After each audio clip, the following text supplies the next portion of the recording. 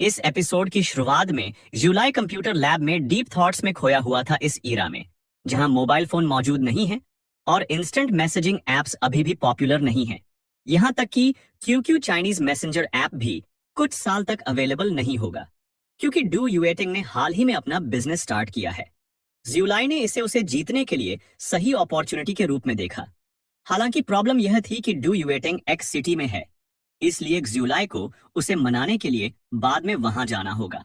उसे तुरंत एक सॉलिड प्लान के साथ आने की जरूरत है कि कैसे अपनी स्ट्रेटजी में फंसाने से पहले डू यूएटिंग का विश्वास हासिल करना होगा। फिर उसने लियाओ कैक्सिन को एक ईमेल भेजा और वह सोच रहा था कि वह कब जवाब देगी। इस बीच अपने डेस्क पर ले आओ कैक्सिन काम में बिजी थी जब उसके कंप्यूटर पर एक न्यू ईमेल नोटिफिकेशन आया। उसने उस पर क्लिक किया और शुलाई से एक लंबा मैसेज देखा। उसने ईमेल पढ़ा। डियर फ्रेंड, मुझे आशा है कि मेरे वर्ड तुमको एनकरेज और मोटिवेट किया होगा जो तुम अपने ड्रीम्स का पीछा करते रहने के लिए चाहते हैं। मैं यह कहकर शुरू करना चाहता हूं कि तुम्हारी काम अमेजिंग है। हर बार जब मैं उन्हें पढ़ता हूं तो मैं हर वर्ड में मैजिक महसूस कर सकता हूं। प्लीज अपने स्किल और टैलेंट पर विश्वास रखें। जब भी तुमको जारी रखना डिफिकल्ट लगे तो याद रखना कि हर राइटर को फेलियर और डिफिकल्टीज का सामना करना पड़ता है।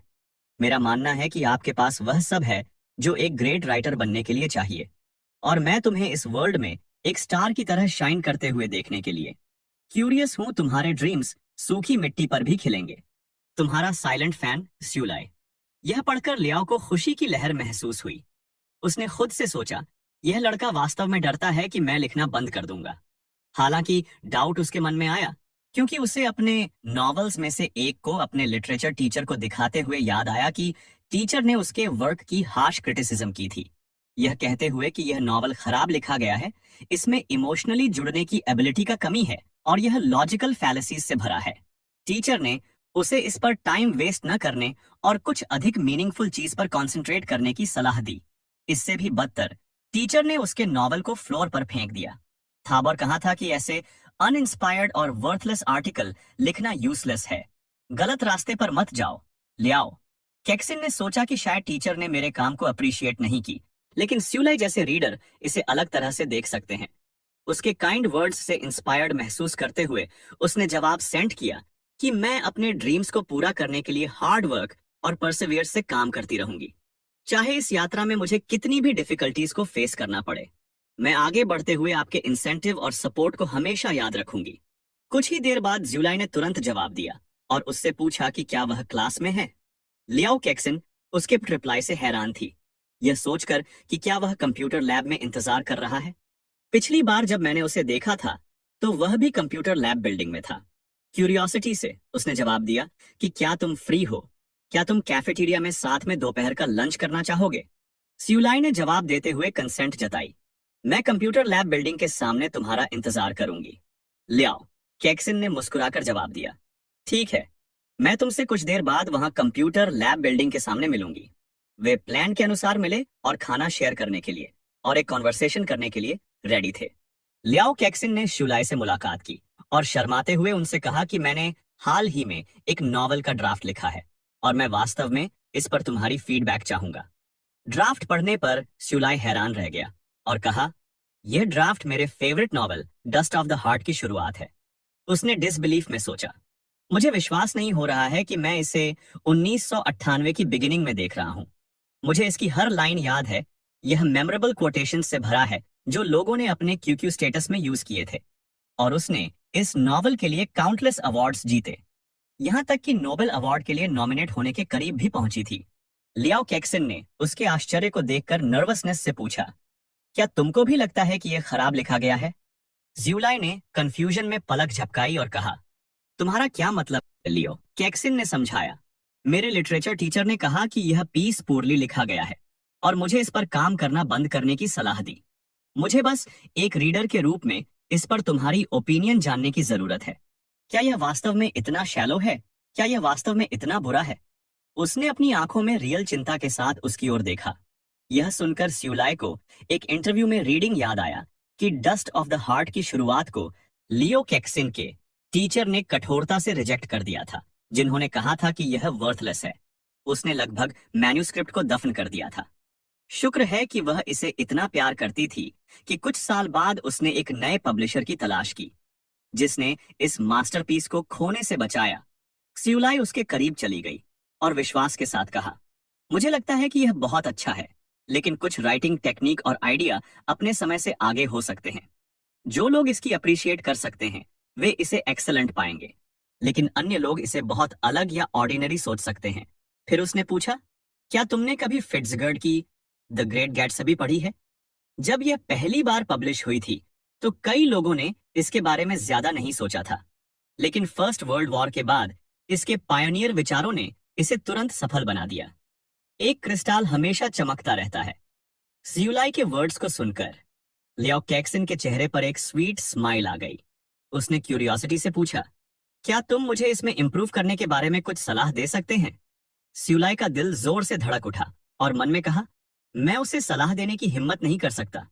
क्या होगा अगर मैंने गलती से उसकी राइटिंग स्टाइल बदल दी और उसके पूरे करियर को अफेक्ट कर दिया? यह एक अनफॉरगिवेबल गलती होगी। उसने एक गहरी सांस ली और जवाब दिया कि मैं जो सबसे अच्छी सलाह दे सकता हूं वह यह है कि अपनी बेसिक कॉन्सेप्ट के प्रति सच्चे रहें और अपने चुने हुए पाथ पर चलते रहें। किसी को भी तुमको उस चीज से दूर न ले जाने दें जिस पर तुम विश्वास करते हो। सियुलाई ने कहा कि हजारों लोगों की नजर में हजारों हैमलेट्स हैं। मैं तुम्हारे काम पर कमेंट नहीं करना चाहता जब तक यह एंड न हो जाए। यह सुनकर लियाओ कैक्सिन ने सोचा कि शायद सियुलाई यह कहने में शर्मिंदा है कि उसका राइटिंग अच्छा नहीं था, लेकिन सियुलाई ने जारी रखा, मैं एक प्रोफेशनल नहीं हूं, इसलिए मैं यह नहीं कह सकता कि क्या सही है या गलत। मैं ऐसा कुछ नहीं कहना चाहता जो तुमको मिसगाइड कर सके। अन्य लोगों की कमेंट्स को केवल रेफरेंस के रूप में लेना चाहिए। पहला पर्सन जिसे तुम्हें अपने राइटिंग से सेटिस्फाई होना चाहिए वह खुद है। तुम अपने काम के क्रिएटर हैं और तुम्हारा डिसीजन और इंट्यूशन सबसे ज्यादा मायने रखता है। उन्होंने यह जोड़ने से पहले कुछ देर रुक कर कहा, जब तक तुमको लगता है कि यह अच्छा है तो यह अच्छा है। अगर तुमको यह पसंद है तो लिखते रहें। अन्य लोगों की ओपिनियन को अपने काम के प्रति अपना सोच बदलने न दें। रीडर्स तुम्हारे राइटिंग में तुम्हारे प्यार और सेल्फ कॉन्फिडेंस को महसूस कर पाएंगे। शायद यह लिटरेरी क्रिटिक्स के हाई स्टैंडर्ड्स को पूरा नहीं करेगा, लेकिन इसने मुझे डीपली छुआ है और मुझे विश्वास है कि यह फ्यूचर में कई अन्य लोगों को प्रभावित करेगा। आखिरकार मैं एक प्रकार के रीडर का रिप्रेजेंट करता हूं, इसलिए दूसरों की कमेंट्स को अपने काम को देखने का तरीका बदलने न दें। लियो कैक्सिन ने उसके शब्दों से अपने दिल को गर्म महसूस किया। इतने दिनों के कंफ्यूजन के बाद उसके शब्दों ने अचानक सब क्लियर कर दिया और कहा, वह मुझे इतनी अच्छी तरह से समझते हैं। इससे पहले किसी ने मुझे इस तरह से नहीं समझा था। यह पहली बार था जब किसी ने उसे इस तरह से एनकरेज किया था। उसके पेरेंट्स ने कभी इस तरह का सपोर्ट नहीं किया था। वे हमेशा कहते थे कि पूरे दिन लिखने का क्या मतलब है? क्या इसे खाने की तरह खाया जा सकता है या पानी के रूप में पिया जा सकता है? तुम्हारे थर्ड कजन ने कॉलेज के दौरान ट्यूटर के रूप में काम किया था और पैसा कमाया। एक लड़की के रूप में तुम्हारे आर्टिकल्स का क्या फायदा है? तुम्हें कपड़े धोना और खाना बनाना सीखना चाहिए। पढ़ाई की क्या परेशानी है? तुम्हारा भाई बहुत इंटेलिजेंट है, यहाँ तक कि उसके ब्रदर ने भी उसका मजाक उड़ाया था कि सिस्टर तुम बहुत अनफैशनेबल कपड़े पहनती हो। अन्य सिस्टर्स शॉर्ट स्कर्ट्स और ब्लैक स्टॉकिंग्स पहनती हैं। मेरे क्लासमेट मुझ पर हंसेंगे अगर तुम इस तरह के कपड़े पहनोगी। लियाओ कैक्सिन ने कहा, मेरे ब्लड रिलेटिव्स की तुलना में सियुलाई को फैमिली की तरह महसूस हो रहा है। सियुलाई, उससे कहा कि तुम्हें इसकी आदत डालनी होगी। यह दूसरी बार, तीसरी बार, 100 बार होगा, लेकिन जब तुम इन ऑब्स्टिकल्स को पार करोगे तो तुम किसी और की तुलना में अधिक चमकोगे। लियाओ कैक्सिन उसके शब्दों से खुश हो गई। कहा, मैं वास्तव में तुम्हारे काइंड वर्ड्स की सराहना करती हूँ। उसने धीरे से कहा, मैं अपने ड्रीम्स को गेट करने की पूरी कोशिश करूंगी। इस बीच शाओनिंग और उसके दोस्त ने सियुलाई को दूर से लियाओ कैक्सिन के साथ बात करते और हंसते हुए देखा। शाओनिंग की दोस्त ने उसे धक्का दिया और पूछा, क्या वह वहां पर सियुलाई नहीं है और उसके बगल में एक लड़की है? शाओनिंग ने उत्तर दिया, हाँ, वह वही है। ज्याओनिंग ने गुस्से की लहर महसूस की और कहा, जैसा मैंने सोचा था, उसने लंबे टाइम से मुझसे बात नहीं की है। क्या वह पिछली बार जो कुछ भी कहा उसके बारे में वह सीरियस था? उसके दोस्त ने उसकी फ्रस्ट्रेशन को देखते हुए कहा कि उसकी फेवरेट चीजें ज्यादा वैल्यूएबल नहीं लगती हैं। वह पहले से ही इतनी जल्दी किसी अन्य लड़की के साथ है और वह क्लियरली हर तरह से तुमसे इंफीरियर है। उसे देखो, क्लियरली एक कंट्री गर्ल है जो केवल पढ़ना जानती है। क्या वह वास्तव में सोचता है कि वह आपसे बेहतर है। स्याओनिंग गुस्से में जल्दी से अपने दोस्त की बकबक को बंद कर दिया और कहा, बकवास मत करो, यह उसकी पसंद है, वह किसके साथ समय बिताता है, इसमें मेरा कोई काम नहीं है, हमें एक साथ मत जोड़ो। उसकी फ्रेंड ने हल्के से मुस्कुराते हुए स्याओनिंग से पूछा, तुम्हें जलन नहीं हो रही है? स्याओनिंग ने मुस्कुराने की कोशिश की और जवाब दिया, जेलस, तुम इस पर बहुत ज्यादा सोच रही हो। उसी समय सायुलाय, जिसने उनकी बातचीत सुन ली थी, गुस्से से उबल रही थी और कहा, ये दोनों बहुत अनोइंग हैं। जब भी मैं कैफेटेरिया में होती हूँ तो वे हमेशा मुझे परेशान करने क्यों आते हैं और मेरे आइडियल के बारे में इतनी तेज आवाज में बात करते हैं। यह लियाओ कैक्सिन के साथ मेरी दोस्ती का अपमान है।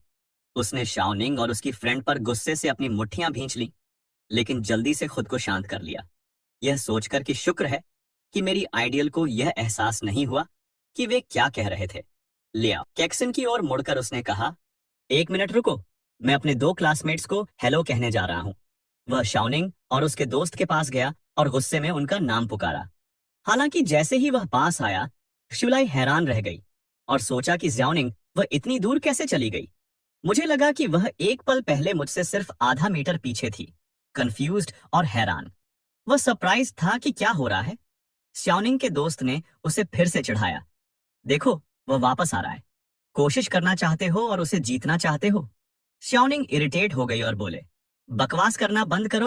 स्यूलाए अभी भी गुस्से में क्लियरली उनकी बातचीत सुन ली।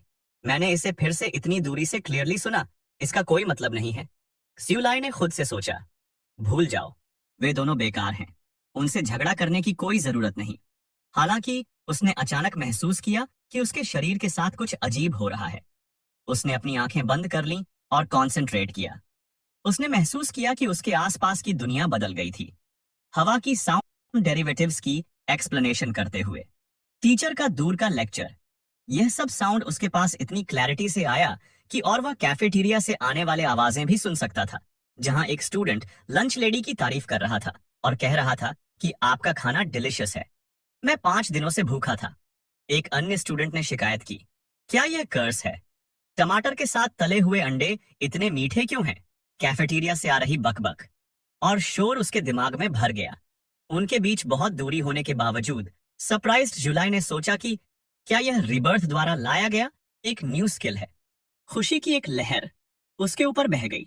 क्या यह लेजेंडरी डिवाइन ईयर नहीं है? चलो इसे अभी के लिए कहते हैं। मुझे आश्चर्य है कि यह कैसे एक्टिवेट होता है। यह एक पैसिव स्किल्स की तरह लगता है, इसलिए एक्टिव स्किल्स के बारे में क्या किसी भी तरह से यह अनबिलीवेबली बेनिफिशियल है? ज्यूलाई के अजीब व्यवहार को देखते हुए लियो कैक्सिन ने पूछा कि तुम्हारे साथ क्या गलत है। स्यूलाई ने जल्दी से खुद को शांत किया और कहा कि मैं बस सोच रहा था कि क्योंकि हम क्लासमेट हैं, अगर हम यहाँ नहीं मिलते हैं तो हम कहीं और मिलेंगे। हर बार एक दूसरे को ग्रीट करने की कोई जरूरत नहीं है। ये थोड़ा फॉर्मल लगता है, लेकिन अंदर से वह खुश था। ये किसी प्रकार की एबिलिटी होनी चाहिए, एक चीट कोड। वे इसे वेब नोवेल पर चीट कोड कहते हैं। फिर उसने लियाओ कैक्सिन से कहा कि अब दोपहर हो चुकी है, अगर हम और इंतजार करते हैं तो कैफेटेरिया में खाने के लिए कुछ नहीं बचेगा। चलो चलते हैं। लियाओ कैक्सिन सहमत हुए और दोनों एक साथ कैफेटेरिया की ओर चल दिए। और कुछ दिनों बाद स्यूलाई ने एक्स सिटी का दौरा किया, जहां यांग फेलोंग स्टेज पर खड़े होकर अपने शोकेस इवेंट की होस्टिंग कर रहे थे। यांग फेलोंग ने ऑडियंस को एड्रेस करते हुए कहा कि पीछे मुड़कर देखें तो हमने इंटरनेट का तेजी से डेवलपमेंट और डिजिटल एरा के इमर्जेंस को देखा है। इस डिजिटल वर्ल्ड में अपॉर्चुनिटीज चैलेंजेस के साथ साथ मौजूद हैं, लेकिन मेरा मानना है कि जब तक हम साहस के साथ इनोवेशन करने और चेंजेस को अपनाने का साहस करते हैं, तो हम इन अपॉर्चुनिटीज को पा सकते हैं और अपने सपनों को साकार कर सकते हैं। यांग फेलोंग ने सेल्फ कॉन्फिडेंस से क्राउड को एड्रेस किया। मेरा स्ट्रॉन्ग बिलीफ है कि कमर्शियल इंडस्ट्री डिजिटल एरा में इंटरनेट, एआई और बिग डेटा जैसी न्यू टेक्नोलॉजीज के साथ एक बड़ी रेवोल्यूशन से गुजरेगा। हमारे जीवन और काम करने के तरीके बदल रहे हैं। ये इनोवेशन ट्रेडिशनल बिजनेस मॉडल को डिसरप्ट कर रहे हैं, जो एंटरप्रेन्योर्स और कंपनीज को अनप्रेसिडेंटेड अपॉर्चुनिटी और कैपेबिलिटीज प्रदान कर रहे हैं। क्राउड से देख रहे स्यूलाई ने सोचा कि वास्तव में डैडी फिलोंग के उन सोल को शेक कर देने वाले वर्ड्स ने पहले ही ऑडियंस को मोहित कर लिया है। चीजों को बढ़ा चढ़ाकर प्रेजेंट करने की उसकी एबिलिटी वास्तव में टॉप नॉच है। यांग फेलोंग ने कहा कि इस डिजिटल वर्ल्ड में हम प्लेस, टाइम और लैंग्वेज की बाउंड्रीज को तोड़ देंगे और ग्लोबल कॉमर्स के लिए एक इनविजिबल लिंक का निर्माण करेंगे। इसे सिंपल वर्ड्स में कहें तो इसका मतलब है कि इलेक्ट्रॉनिक ट्रांजैक्शंस को ग्लोबल लेवल पर लाना और यह इंश्योर करना कि सभी को कन्वीनियंट एफिशिएंट सर्विसेज से लाभ मिले, जो प्रेफरेंसेस की नॉर्मलाइज्ड सिस्टम जीएसपी स्टैंडर्ड्स को पूरा करती है। क्राउड ने सहमति में बड़बड़ाया। यंग फेलोंग का डिजिटल वर्ल्ड का अप्रोच और कमर्शियल रेवोल्यूशन वास्तव में एक्सलेंट है। कुछ लोगों ने यांग फेलोंग की प्रशंसा की, क्राउड की। एक्सेप्टेंस में डूबे हुए अक्स्यूलाई ने सही मोमेंट देखा और सभी को सुनने के लिए ऊंची आवाज में बोलते हुए खड़े हो गए कि मुझे लगता है कि आपका ड्रीम इनक्रेडिबल है और फ्यूचर में डेफिनेटली सच होगा, लेकिन ऐसा दिन भी आएगा जब आप कुचल दिए जाएंगे। क्राउड तुरंत गुस्से में भड़क उठी। ये बच्चा कौन है जो कुछ भी नहीं समझता है लेकिन इतनी बोल्डनेस से बोलने की हिम्मत करता है? ये तो सिर्फ एक स्टूडेंट है। किसी ने चिल्लाया कि वह क्या कह रहा है, क्या यह यहाँ ट्रबल क्रिएट करने के लिए आया है? दूसरे ने कहा कि वह सिर्फ दिखावा कर रहा है। यांग फेलोंग ऑब्स्टेकल से चौंक गए। उन्होंने सोचा कि यह बहस करने वाला बच्चा कौन है जो मेरे कार्यक्रम का क्रियाक्रम कर रहा है। उन्होंने लगभग क्राउड को अभी अभी अफेक्ट किया। इवेंट्स मैनेजर ने जल्दी से सिक्योरिटी को बुलाया और उन पर चिल्लाया कि तुम यहाँ किसी को भी इतनी आसानी से कैसे आने दे सकते हैं। लेकिन शिवलाई ने बंद नहीं किया था। उसने यांग फेलोंग से आंखें मिलाई और जारी रखा, मैं जानता हूं कि आप वास्तव में क्या सोच रहे हैं। मैं आपके दिल में छिपे सबसे गहरे विचारों को भी जानता हूं। अगर आप वास्तव में अपनी डिफिकल्टीज से बाहर निकलना चाहते हैं तो मुझे ढूंढिए। यांग फेलोंग आश्चर्य में जम गया। मेरे दिल में छिपे विचारों का क्या मतलब है? एक शांत मुस्कान के साथ स्यूलाई मुड़ा और क्राउड को शॉक में छोड़कर बाहर निकलने की ओर चला गया। मैनेजर यांग फेलोंग के पास गया और कहा कि उसके जैसे लोग सिर्फ दिखावा करने के लिए यहाँ हैं, फेम पाने के लिए दूसरों पर कदम रखने की कोशिश कर रहे हैं। आपको उनकी बातों पर ध्यान देने की जरूरत नहीं है। आपकी ग्रैंड प्लान को पॉसिबली कुचला नहीं जा सकता। यांग फेलोंग ने सिर हिलाया और सहमति एक्सप्रेस की कि वह वास्तव में बकवास कर रहा था, लेकिन फिर मुस्कुराए और कहा, फिर भी मुझे नहीं पता क्यों, लेकिन मैं उसकी अप्रिसिएशन करता हूँ। क्या आपको वह यंग मैन बहुत इंटरेस्टिंग नहीं लगता? उसे देखकर मुझे अपने छोटे रूप की याद आती है। भले ही वह सिर्फ दिखावा कर रहा हो या इतने सारे लोगों के सामने मुझे रिबटल करने का साहस जानता हो, मुझे क्यूरियस बनाता है। मैनेजर सरप्राइज्ड था और उसने जनरल मैनेजर यांग से पूछा कि यह आप क्या कह रहे हैं? और हमें यांग फेलोंग के ऑफिस बिल्डिंग के बाहर शुलाई खड़ा दिखाया जाता है और यांग फेलोंग उसके पास आया और कहा, तुमने कहा था कि मैं एक दिन कुचला जाऊंगा। मुझे लगता है कि तुम्हारे वर्ड बेसलेस नहीं है और मैं तुम्हारी सलाह सुनना चाहूंगा। यांग फेलोंग ने खुद से सोचा, यह युवक बहुत महत्वाकांक्षी और साहसी है, भले ही वह ध्यान आकर्षित कर रहा हो। हम सभी एक बार युवा थे। सियुलाई ने यांग फेलोंग की ओर देखा और कहा, मुझे पता था कि तुम मुझे ढूंढने के लिए बाहर आओगे, इसलिए तुम अभी भी सीखने योग्य हो। यांग फेलोंग थोड़ा चौंक गया और आश्चर्य हुआ कि मैं इस शो ऑफ करने वाले बच्चे से इतना एम्बैरस क्यों हूं। शिवलाई ने जारी रखा, मैं जानता हूं कि आप फेलोंग टेक्नोलॉजी को 2 बिलियन टोब एंटरप्राइज में बदलने के लिए कड़ी मेहनत कर रहे हैं, जो इस लेवल पर कोई समस्या नहीं है। आखिरकार चाइना के पास अभी भी पॉपुलेशन का बेनिफिट है। उन्होंने सलाह देने से पहले कुछ देर रुकी और कहा, लेकिन इसके बारे में सोचें, ऑर्डिनरी लोग अभी इतने अमीर नहीं हैं। अगर उनके पास चीप कंजम्पशन चैनल तक पहुंच होती तो आपको क्या लगता है कि वे क्या चुनते? यांग फेलोंग उलझन में थे और उन्होंने सोचा, क्या यह बच्चा सिर्फ किताबी कीड़ा हो सकता है? मैंने पहले ही इस पर डीप रिसर्च कर लिया है। स्यूलाई मुस्कुराए और समझाया, ठीक है, लेकिन अंत में आपको सफल होने के लिए B2C पर भी कंसंट्रेट करना होगा। कंज्यूमर्स की जरूरतों और एक्सपीरियंसेस पर कंसंट्रेट करने से आप सीधे उनके साथ जुड़ सकेंगे, फीडबैक प्राप्त करने के लिए और अपने प्रोडक्ट्स में तेजी से सुधार करने के लिए और वेरियस कंज्यूमर्स की जरूरतों को पूरा करने के लिए। ई कॉमर्स चैनल आपके मार्केट इक्विटी को एक्सटेंड करने में मदद करेंगे। जनरल मैनेजर यांग, शायद आपने पहले ही इसे सही मान लिया है। आपने अभी तक इसे पब्लिक करने की हिम्मत नहीं की है, लेकिन मैं जानता हूं कि आप एक स्ट्रॉन्ग मैन हैं। अगर आप इस रूट पर चलते रहे तो आप दुनिया बदल देंगे। स्यूलाई की लेक्चर सही समय पर अपनी छाप छोड़ेगी और उसने मन में सोचा, मदद करना निगोशिएशन को स्ट्रॉन्ग बनाने के लिए। तभी यांग फेलोंग की आंखों में आंसू भर आए, क्योंकि उन्होंने सोचा, यह सच है, इस यूथ से बेहतर मुझे कोई नहीं समझता। मैं इस बारे में लंबे समय से टेंशन और पेन में था। मैंने अपने कॉलीग्स को इसके बारे में सिग्नल दिया था, लेकिन हर कोई सोचता है कि मैं दिन में सपना देख रहा हूं। मुझे उम्मीद नहीं थी कि यह यूथ मेरी विजन को इतनी क्लियरली देख पाएगा।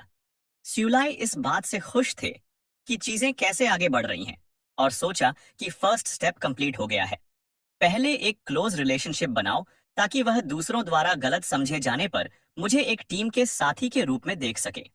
शुलाई ने फिर अपनी जेब से एक सीडी निकाली और उसे यांग फीलोंग को सौंप दिया। यह एक प्रोग्राम है जिसे मैंने लिखा था। मैं इसे आपको एक गिफ्ट के रूप में दे रहा हूं।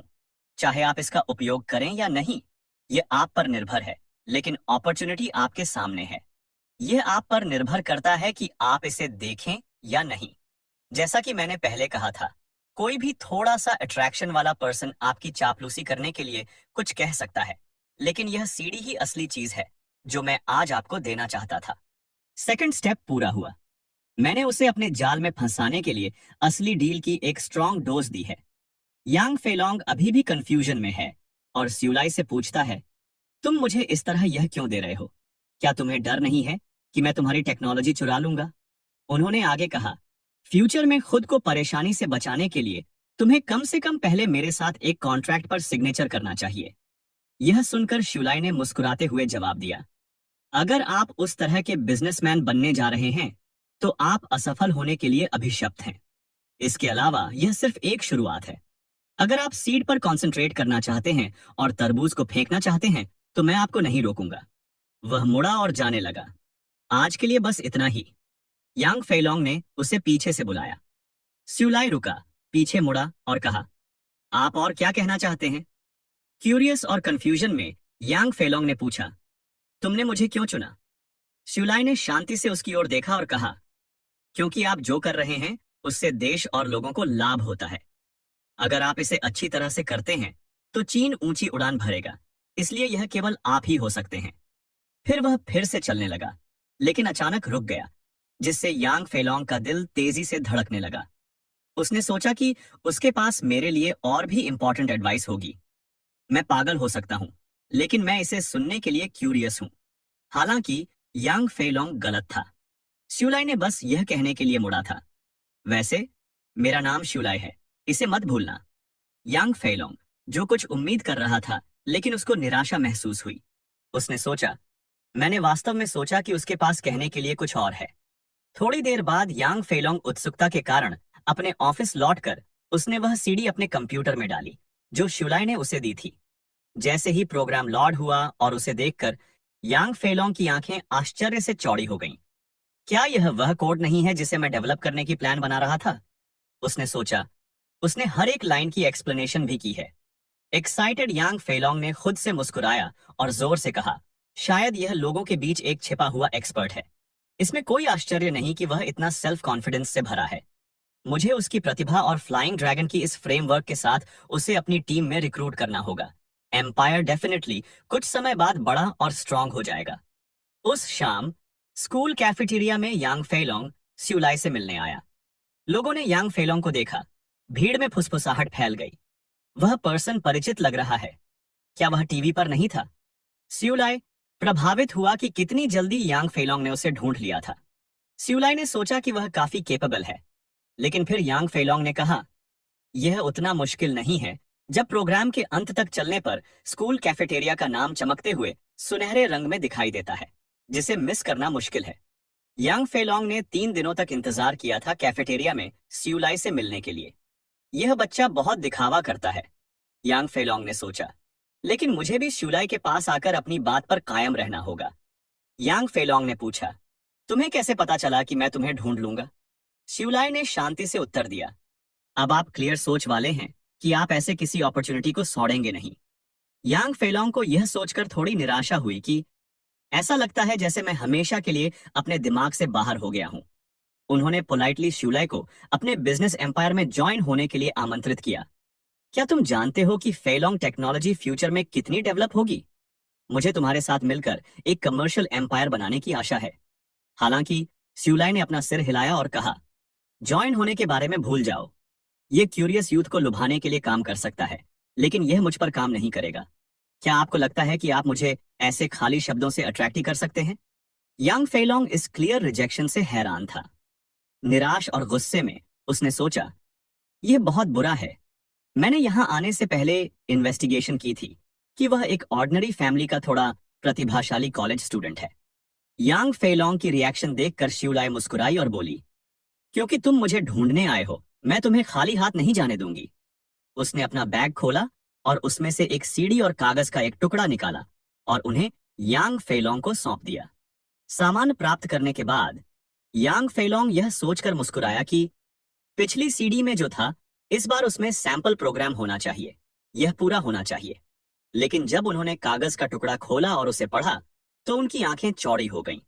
यह फेलोंग टेक्नोलॉजी का सबसे बड़ा फ्यूचर का बिजनेस अपॉर्चुनिटी है, जो कंपनी के ग्लोबल एक्सपेंशन की है। यांग फेलोंग खुद को मुस्कुराने से नहीं रोक सका। अगर फेलोंग टेक्नोलॉजी एक ह्यूज शिप है, तो ये रडर हैं, जो हमें फर्टाइल कॉन्टिनेंट तक ले जाएंगे।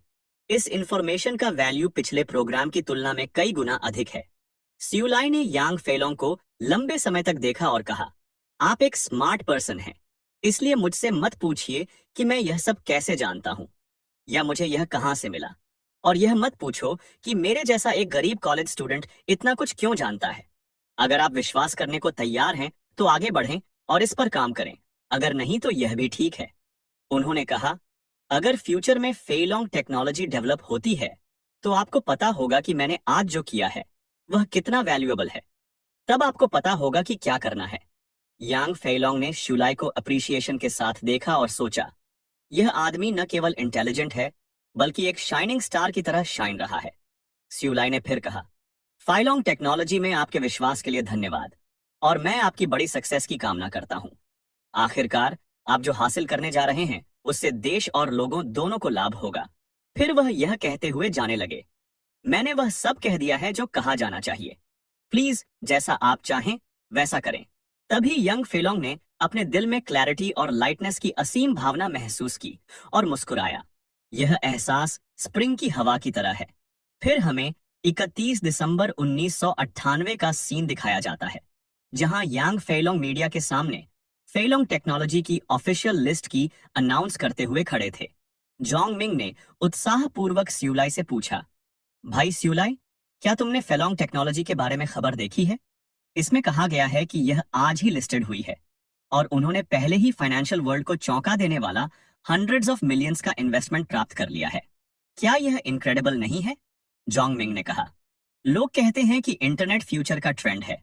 डैडी फेलोंग वास्तव में विजनरी हैं। हालांकि शुलाई को यह सोचकर अंदर से थोड़ी घबराहट महसूस हुई कि प्रोग्रेस मेरे पास्ट लाइफ की तुलना में बहुत तेज है। मुझे पता नहीं है कि यह किस तरह के बदलाव लाएगी। जोंग मिंग ने फिर से कहा, फाइलोंग टेक्नोलॉजी हैंगचेंग पर आधारित है। अगर हमने 1 साल पहले ग्रेजुएट किया होता और यांग फेलोंग के बिजनेस में ज्वाइन होते, तो शायद हम अभी बहुत सफल होते। ये सुनकर शुलाई ने मुस्कुराते हुए जवाब दिया, हालांकि यह मेरे पास्ट लाइफ की तुलना में 9 महीने पहले लॉन्च हुआ है। लिस्टिंग के बाद गति बहुत स्ट्रांग है, फिर भी यह अच्छा है। उसने खुद से सोचा कि यांग फेलोंग ने बहुत अच्छा काम किया था। फिर हमें अप्रैल 1999 का सीन दिखाया जाता है, जहां शुलाई प्रोफेसर गुओ को अपना ग्रेजुएशन थीसिस दिखाने की तैयारी कर रहे थे, क्योंकि वह इस पर चर्चा कर रहे थे। तभी जंग श्यूल अचानक ऑफिस में घुस आई और अपना बैग जोर से टेबल पर पटकते हुए उसने गुस्से में कहा, प्रोफेसर गुओ, अगर आप मेरे लिए चीजों को मुश्किल बनाना चाहते हैं तो सीधे कह दें। क्या मेरे ग्रेजुएशन प्रोजेक्ट को इस तरह से रोकते रहना वास्तव में जरूरी है? वह सोच रही थी, मैंने 2000 युआन का पेमेंट किया है ताकि कोई मेरे लिए यह प्रोजेक्ट लिख सके और उन्होंने गारंटी दी है कि यह पास हो जाएगा। इस ओल्ड मैन मेरे लिए चीजें मुश्किल बना रहा है। जंग श्यूले ने फिर कहा, मैं साइंटिफिक रिसर्च नहीं कर रही हूं। इसे मेरे लिए पर्याप्त अच्छा होना चाहिए मेरी डिग्री प्राप्त करने के लिए। फिर प्रोफेसर गुओ ने बिना किसी चिंता के शांति से उत्तर दिया, तुम्हारा ग्रेजुएट थीसिस प्रोफेशनल लग सकता है, लेकिन यह बेसिक एरर्स और नॉनसेंस से भरा हुआ है। इसे पास करना अन्य स्टूडेंट्स के लिए अनुचित होगा। जांग श्यूल ने नाराज होकर कहा, तो आप सच में इसे पास नहीं करने जा रहे हैं? प्रोफेसर गो ने परसिविरेंस से जवाब दिया, नहीं, इस प्रोजेक्ट की क्वालिटी कम से कम मेरी देखरेख में पास नहीं होगी। जंग श्यूले ने गुस्से में अपने दांत भींच लिए, डेस्क से उसका बैग पकड़ लिया और कहा, बस रुको, मैं डिजाइन को मॉडिफाई करूंगी। वह ऑफिस से बाहर चली गई। स्यूलाई, जिसने कमरे के पीछे से पूरा सीन देखा था, चिंतित एक्सप्रेशन के साथ प्रोफेसर गुओ के पास गया और कहा, टीचर गुओ, शायद आपको अलर्ट रहना चाहिए। मैंने सुना है कि जो लोग उसे ऑफेंड करते हैं उनका कॉन्सिक्वेंसेस अच्छा नहीं होता है। उसने मन ही मन सोचा, मैं बस इतना ही कहूंगा। मुझे आशा है कि प्रोफेसर गुओ अलर्ट रहेंगे। हालांकि अगले ही मोमेंट में प्रोफेसर गुओ ने सियुलाई के ग्रेजुएट प्रोजेक्ट को उठा लिया और कहा, तुम्हारा पहला पेज अच्छा है, लेकिन यहाँ कुछ प्रॉब्लम्स हैं। कुल मिलाकर ये उतना अच्छा नहीं है। ये सुनकर सियुलाई अजीब तरह से मुस्कुराए और कहा, प्रोफेसर गुओ की पैनी नजर है। अगर मैं रुकूं तो वह आधी रात तक मुझे लेक्चर देते रहेंगे। उसने फिर कहा, मैं इसमें सुधार करूंगा। उसने अपना प्रोजेक्ट पकड़ लिया और प्रोफेसर गो से कहा, मैं इस पर काम करने के लिए हॉस्टल में वापस जा रहा हूं। फिर सियुलाई बाहर चलते हुए सोचने लगे, अप्रैल साल का सबसे सुंदर महीना है। पलक झपकते ही ग्रेजुएशन सीजन हमारे सामने होगा। मुझे उम्मीद है कि यह पीसफुल और इजी होगा। लेकिन फिर उसने अचानक यांग फेलोंग को उसके सामने खड़े होकर मुस्कुराते हुए देखा और उसने कहा, मैंने तुम्हारे रूममेट से सुना था कि तुम साइंस और एजुकेशन डिपार्टमेंट में आए थे, इसलिए मैं स्पेशली पर तुम्हारा इंतजार करने के लिए यहाँ आया था। यांग फेलोंग ने कहा, मैं तुम्हें फिर से फेलोंग टेक्नोलॉजी में शामिल होने के लिए इनवाइट करना चाहता हूँ। इसकी सक्सेस में तुम्हारा बहुत बड़ा कंट्रीब्यूशन रहा है। सियुलाई ने पोलाइटनेस से मना कर दिया, लेकिन यांग फेलोंग ने कहा, फेलोंग टेक्नोलॉजी से पहले यह सिर्फ एक विजन थी, एक खाली खोल। मुझे यह समझ नहीं आया कि तुम इसमें शामिल क्यों नहीं हुए। लेकिन अब फेलोंग का वैल्यू बढ़ रहा है और यह क्लियर है कि अगर तुम ज्वाइन होते हो तो हम चाइना के न्यू बिजनेस जायंट्स बन जाएंगे और एक प्रमुख शेयर होल्डर बनने के लिए पूरी तरह से सीपेबल हो और इन्फिनिट वेल्थ तुम्हारी पहुंच में होगी। क्या तुम वास्तव में यांग फेलोंग की परसिवियरेंस के बावजूद ऐसे अपॉर्चुनिटीज को रिजेक्ट कर दोगे? शुलाई ने फिर से इनकार कर दिया। सरप्राइज्ड, यांग फेलोंग ने सोचा, मैंने कभी नहीं सोचा था कि यांग फेलोंग तुम्हारे जैसे किसी पर्सन को रिक्रूट करने में फेल हो जाएगा। फिर भी उसने डिटर्मिनेशन किया और दबाव डालते हुए कहा, मुझे बताओ कि तुम क्या चाहते हो। मैं तुम्हें सेटिस्फाई करने की पूरी कोशिश करूंगा। और कहा, पॉसिबली तुम्हारे लिए फेलोंग के ओरिजिनल शेयर्स से अधिक इंपॉर्टेंट क्या हो सकता है? मैं वास्तव में जानना चाहता हूं। सियुलाई मुस्कुराई और दूसरी ओर मुड़ी और कहा, अगर आप वास्तव में मुझे थैंक यू कहना चाहते हैं तो ठीक है। मैं ग्रेजुएट होने वाला हूं और मैं एक रेट्रो स्टाइल कैफे खोलना चाहता हूं। आप मुझे 99 नंबर मिनकांग रोड पर लोकेटेड पुराना घर दे सकते। यांग फेलोंग यह सोचकर शॉक्ड हो गया कि एक ओल्ड हाउस का कोई वैल्यू नहीं है, लेकिन वह बस इसका यूज करने के राइट्स चाहते हैं। क्या तुम मुझसे मजाक कर रहे हो? उसने सोचा। उसने उम्मीद की थी कि शिवलाई बहुत बड़ी मांग करेगा, कुछ अधिक एक्स्ट्रॉर्डिनरी। फिर शिवलाई ने गंभीर एक्सप्रेशन के साथ यांग फेलोंग से कहा, मैं यही चाहता हूं। यांग फेलोंग ने शिवलाई के चेहरे पर सीरियसनेस देखकर महसूस किया कि वह मजाक नहीं कर रहा था, वह बकवास नहीं कर रहा था। उसने सोचा कि शिवलाई के शांत व्यवहार से वास्तव में वह सरप्राइज्ड हुआ है। यांग फेलोंग ने विचार किया कि आज ऐसे यूथ को देखना बहुत रेयर है जो फेम या फॉर्चून से प्रभावित नहीं होते हैं और जो पावरफुल लोगों की परवाह नहीं करते हैं। जब मैं अमीर नहीं था तो उन्होंने मुझे ऐसी यूनिक एडवाइस दी थी जिसने फाइलोंग टेक्नोलॉजी की सफलता का रास्ता छोटा कर दिया था और उसने बदले में एक पैसा भी नहीं मांगा। अब जबकि फाइलोंग ने ग्रेट सक्सेस हासिल कर ली है, फिर भी उसका एटीट्यूड अभी भी वैसा ही है। वह पैसे का लालच नहीं करता है। यांग फेलोंग तक मुस्कुराया और कहा, चिंता मत करो, इसे उपयोग करने के राइट्स के बारे में भूल जाओ। यह देखकर कि यांग फेलोंग तुम्हारे प्रति कितने रिस्पेक्टफुली हैं, मैं तुम्हारे लिए पूरा घर ही खरीदूंगा। फिर एक लड़की बोली, सीक्रेट? लेकिन किस तरह का सीक्रेट इस मिस्टीरियस कॉलेज स्टूडेंट ने छिपाए हुए हैं? फिर उसने मिस्टर यांग से पूछा, क्या आप वापस जा रहे हैं? यांग फेलोंग ने उसे मिनकांग रोड का 99 नंबर वाला घर खरीदने का इंस्ट्रक्शन दिया और कहा, मेरे लिए 3 करोड़ युआन वाला कार्ड तैयार करना। फिर उसने सोचा, सियुलाई को उसकी काइंडनेस के कारण पैसे नहीं चाहिए, लेकिन मैं उसका डेटर हूं और जब फेलोंग टेक्नोलॉजी फ्यूचर में और डेवलप होगी तो उसे चुकाना मेरा ड्यूटी है। मुझे उसके लिए एक डायरेक्टर का पोजीशन रिजर्व रखना चाहिए। हम जो कर रहे हैं उससे देश और लोगों को लाभ होगा। क्या यह हो सकता है कि मैं वास्तव में नोबल फीलिंग्स वाले एक हिडन मास्टर से मिला हूं जो कोई रिवॉर्ड नहीं चाहता है? क्या वास्तव में दुनिया में ऐसे लोग हैं? सियुलाई के काम का यांग फेलोंग पर डीप इम्पैक्ट पड़ा, जिससे उसे अपने फ्यूचर के डिसीजंस पर रिकंसिडरेशन करना पड़ा। कुछ समय बाद सियुलाई को रियल एस्टेट सर्टिफिकेट और 3 मिलियन युआन वाला कार्ड मिला। वह मुस्कुराया और सोचा, क्योंकि आप इसे मुझे देने पर जोर दे रहे हैं, इसलिए मैं इसे स्वीकार करूंगा और ये एपिसोड यहीं पर खत्म होता है। अगर आपको नेक्स्ट एपिसोड चाहिए तो वीडियो को लाइक, शेयर, कमेंट और चैनल को सब्सक्राइब करना न भूलें।